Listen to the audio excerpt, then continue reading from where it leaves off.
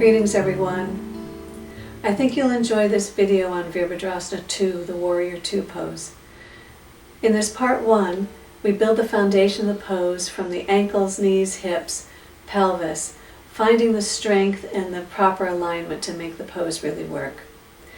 After viewing this pose and trying it a few times with this part 1, move on to part 2, in which I take a student as an example and adjust and correct her pose so that her hips find a better balance and she finds that stability and ease that is promised in the yoga practice.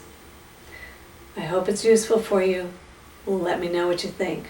Namaste. Let's start with Virabhadrasana II.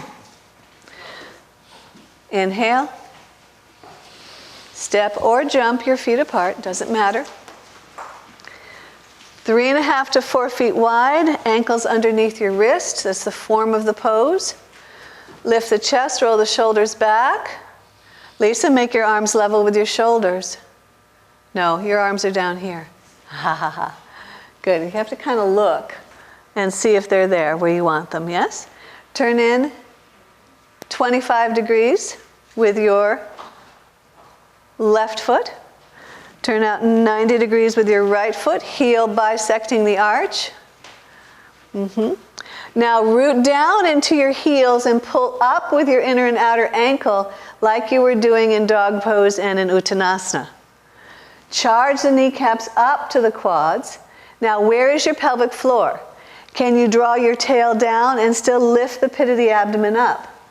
And do you feel even on both sides of the pelvic floor, or is your pelvic floor uneven? Uneven, that's right, good girl.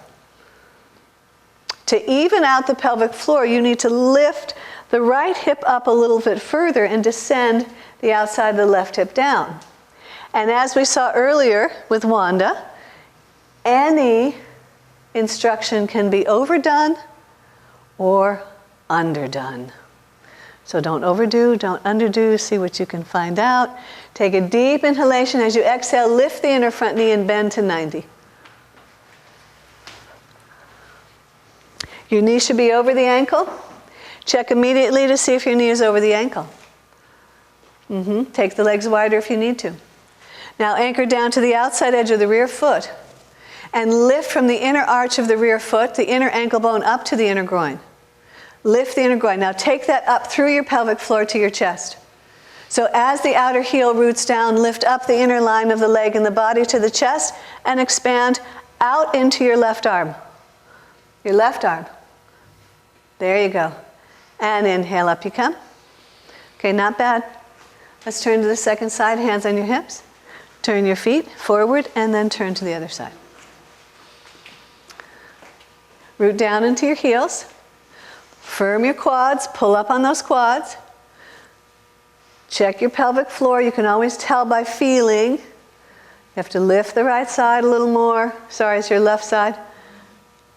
Take the right side down. Now tail down, belly in and up. Shoulders back. Deep inhale, and as you exhale, lift the inner front knee and bend. Now in Uttanasana, we worked a lot on keeping the knee, making the knee point exactly toward the second and third toe. Look and see. Take your legs wider. Come on, wider. Wider. Wider.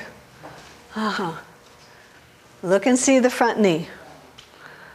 And then inhale, and up you come.